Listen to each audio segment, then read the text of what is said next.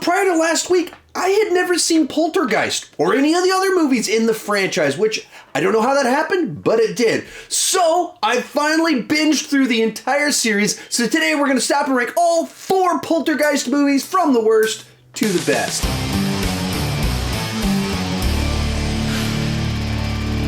Hi, my name is Sean, and I love to talk about movies way too much. With that in mind, go ahead and join me down below in the comments section. Let me know your ranking of all 4 movies in the Poltergeist franchise. My list isn't the right list, it's just my list, and I would love to see yours. As we go into this, remember, this was my first time watching all 4 of these movies, so it's a fresh take, but I might not have picked up on all the small details that people that are more familiar with the material would have picked up on. Also, the reason I watched the Poltergeist movies at this particular window of time is because on October 31st, Halloween, we're doing a 31 on 31. I'm joining the Top stream for Unholy Terrors, with 6 or 7 different franchises about possession, haunted houses, those types of stories, all ranked together. Join in this Sunday. I'd love it if you check it out. But I wanted to give my more in-depth thoughts on some of these movies I'd never talked about before, so here we are. With that said, let's get started. In last place, Poltergeist 3. Simply a very bad idea for a Poltergeist sequel, where the Freelings decide to give their daughter to a relative that doesn't know what happened to her so that she can go for a school for gifted yet disturbed people, where the headmaster hypnotizes her, bringing out all of these thoughts while he also doesn't know what happened to her or believe what happened to her. That's not a good idea for a movie, and it certainly doesn't make the family, the heroes of the previous 2 movies, look like good parents. From there, it moves the action from the suburbs to this high-rise building, and part of what made the first 2 movies kind of endearing, interesting, and unique is that it was all about this totally normal suburban family in the middle of this fantastical situation. As soon as you remove it from the suburbs and kind of put it in a high-rise building for rich people, where the person goes for a school, Xavier's School for the Gifted, it detaches it from the normal lived experience that makes it less relatable, less familiar, and thus less interesting. From there, it just feels like it kind of undermines a whole bunch of the plot points of the previous 2 films. Seems like they didn't even fully understand the mythology that was established in especially part 2. It just kind of does its own thing so that we can have another movie in a way that's just, it's frustrating to watch when it feels like we're not following any set of rules. We're just trying to set up the next scare and visual effect. And so for me, there's just a lot of issues here. The thing that is kind of saving grace mildly, not much, but a little bit, was that the director wanted practical effects. And so he used a lot of just old school usage of mirrors that he tied into the script. And so the shots, you're looking at it and you can tell you're looking at something real, but you are being tricked. And so it's just a lot more engaging for me. I enjoy this type of effects work for these movies, actually more so than part 2, where part 2 they went a little bit more fantastical and they're going into other realms. I like the effects here and the holes in the ground much more so. So I enjoyed that aspect. Other thing that makes this movie difficult to watch, and at the same time a little bit grading it a bit on a curve, is that because the little girl in it died before the movie came out, this is sort of an incomplete film. They decided to do some reshoots, and she tragically passed before she could shoot her reshoots. And they didn't really even want to finish the movie. They just kind of had to. Even in some of the reshoots, they forgot to include some cast members that should have been there. And so you're watching a girl dying of a disease when you watch this movie that was undiagnosed, and you're also watching an incomplete film. And so it makes it very difficult to sit through when you kind of know the backstory for the film. And likewise, you just kind of feel bad for the production that they were put in a horrible situation where they had to complete a movie despite this terrible tragedy taking place. In third place, Poltergeist, the remake. I suppose this movie was competent enough in being a big budget 21st century horror remake. And so there's a slickness to it. There's 21st century polish and visual effects and all of that fun stuff. But when it comes to the actual script and the story they decided to tell, it's a very strange oversimplification of the original film, where it feels like they knew they couldn't just do an exact beat for beat, scene for scene, shot for shot remake of the original, but they wanted to. And so they just took the original, moved a few things around, simplified some plot points, and just went with it. In which case, there's all these things that are like winks at the camera, winks at the audience, Easter eggs for the original film, without really actually bringing anything new or interesting to the table. Some of it's just peculiar, like in the original, part of what was neat about the story was the slow unraveling of why things were taking place. And so you slowly learn in the middle of it that the whole neighborhood was built on top of a cemetery. And then in this shocking finale, they reveal that in fact they moved the headstones, they left the bodies there, and so the wife is like surrounded by dead bodies and stuff. And it's like the movie escalating as the story is slowly told. Here, it's just all exposition in one scene. Like, the neighborhood was built on a cemetery, but they only moved the headstones. Like, they just say it. No storytelling. It's delivered as exposition. Some of the best stuff about the original one is like, you moved the headstones, you didn't move the bodies. And here, just a little exposition. Just kind of say it. And that's where movie making is the art of storytelling. It's not just what details are true in the story, it's how you tell it, the order in which it takes place, and the way you reveal that information. And that's just missing here. It has a bunch of the shots, the moments you're supposed to have, without the craftsmanship to make it compelling. And all along the way, they try and do stuff to kind of make the dad have a different arc to him. So it's not the exact same character. So this time he's unemployed and overspending money. But at the same time, it doesn't even make sense. Like, you don't have a job and you bought a house? How did you buy a house? How did you get a loan to buy a house if you don't have a job? Does the screenwriter ever bought a house before? Like, I don't even understand the basic setup for this movie. And it's an example of them changing something just to change it, but in doing so, made the movie make absolutely no sense and removed the element where the father character slowly discovers what's been going on in the neighborhood in an interesting way. And so, it's not a movie that's... It's easy to watch. It's consumable. It's fine. I like Sam Rockwell, so seeing him in the lead in something like this, he makes it something that's pretty easy to kind of consume and have a little bit of fun with. But all the magic's gone. It's just feels like a studio-produced, slick reworking of what we saw before. And even to that point, it's like they have an aversion to the weird. So like Tangina in the original one is a awkward, strange character where it's this lady that's like 4 feet tall, has a strange voice, and dresses like with rock star sunglasses and has a ton of confidence. And she's very self-aware of her height, so she walks up to people like, hey, can we talk eye to eye? Get on your knees. And like, that's fascinating. It's so weird. Here, that character's replaced with Jared Harris, who is great actor, world-class actor, but he's just playing the boilerplate expert guy that shows up. He's not interesting.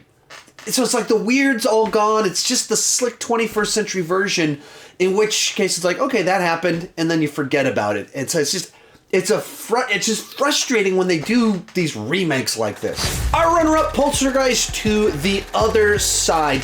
Now, while this one is in second place, and I think it is the best since the original, I'm still not particularly crazy about this film. Now, it is nice to spend more time with this family. They were so much of what made the original stand out in a genre that, especially by the time I watched Poltergeist, there's no shortage of movies that have tried to copy the formula here or done similar things. What makes this one stand out is the family itself. You buy into them. So spending another batch of time with them is kind of fun. Likewise, the addition of the creepy old man where they really give a face to the beast and personify him in person. That's a creepy looking old dude. When he shows up and he's hanging around with the girl and... Are you afraid, honey? Well, why don't you come with me? And then he's singing to them, standing at the door saying, "You're gonna die! You're gonna die in there! All of you! You are gonna die!"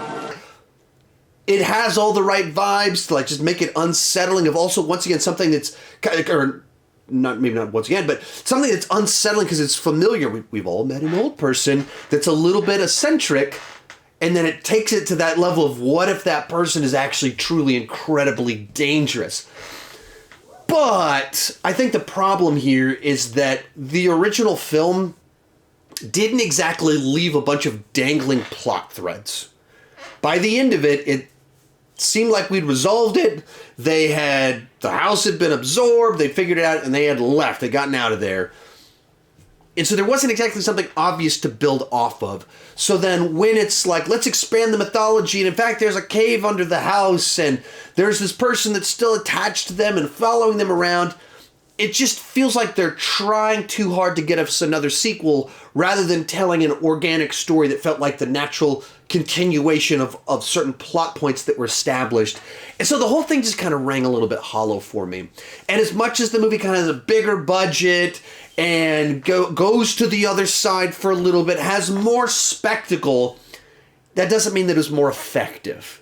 Because, once again, the story just wasn't quite as strong. It feels like, once again, the same family having the same problems and a bunch of the same people kind of showing up to save the day. And so, while I do think it's the best of the follow-ups, there are some nice touches here. It is nice to be with the family a little bit more. It's nice to get a little bit more of the vibe of the original one. Aesthetically, it matches it pretty well. But I didn't think this was a great sequel by any means. But without a doubt, coming in first place is the original Poltergeist. As I mentioned before, somehow I had never seen this movie. It had just never happened. You know, my family growing up wasn't super big into horror films, and then my wife currently isn't super big into horror films, and so it was just kind of one of those things that kind of fell through the cracks, even though I was fully aware that, you know, all of Steven Spielberg's connections to it and heard all the rumors that maybe he directed it, kind of directed it, was heavily involved as a producer, so whether he did or did not direct it, still feels very much like a Steven Spielberg production during a classic era, and I just never saw it. And so it was actually really exciting to finally watch this movie. And I actually let my daughter watch it with me because she kind of likes horror movies. And so she's probably too young. But my understanding is this is one of those classic movies that you use to gauge whether your kid's into horror or not. So I showed it to her and she actually stayed up with it and seemed to dig it at least enough. Skipped the face ripping off scene, but she watched it with me.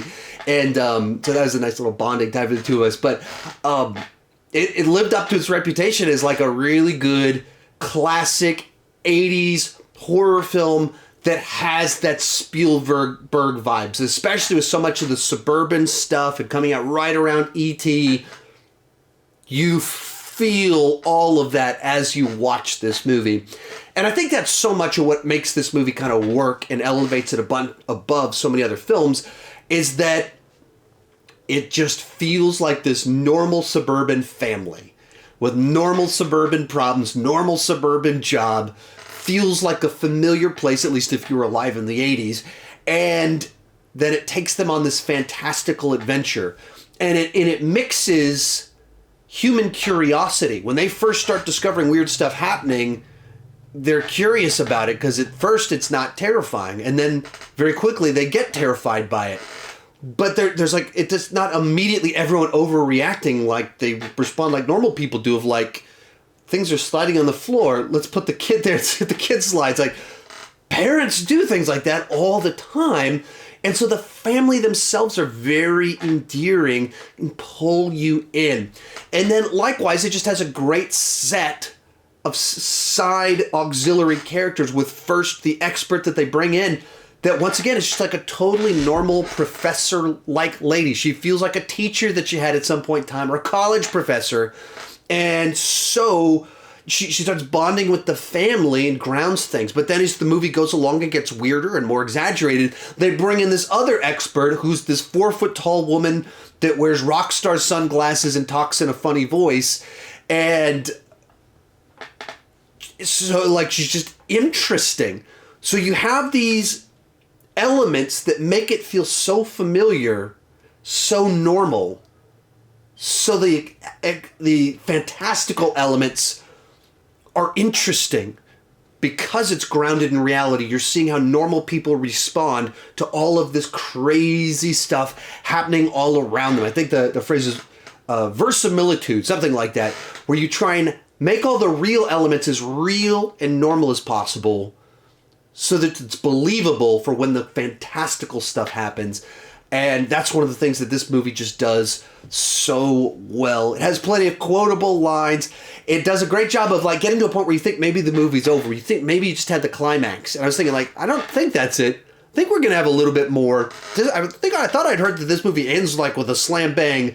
And then everything goes bananas. The wife is in the pool in the backyard, and there's bodies popping up everywhere, and then the house is eaten in the ground while the dad's screaming at the realtor guy like, you just moved the headstones, not the bodies. You son of a bitch, you moved the cemetery, but you left the bodies, didn't you? And as I mentioned before, it actually tells its story.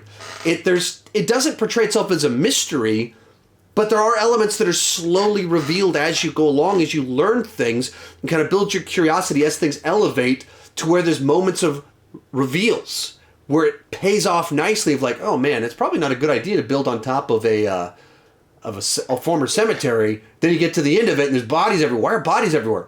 Oh, because they never moved them. That makes sense. That's logical. So put it all together. This is one of the... Doing this 31 on 31 was a lot of fun for me because I'd never seen several classic horror films before from directors and producers that I love. And I just missed these particular movies. So this was a fun set. Their big one being The Omen. And then I'd never seen Poltergeist. So that was pretty cool, especially because I watched it with my daughter. And so just a nice little memory, even though it probably makes me a bad parent or something like that. Or a great parent, depending on your perspective. And then I had some interesting conversations with my wife about that choice that I made. She might not have supported that decision had she been in town that particular day.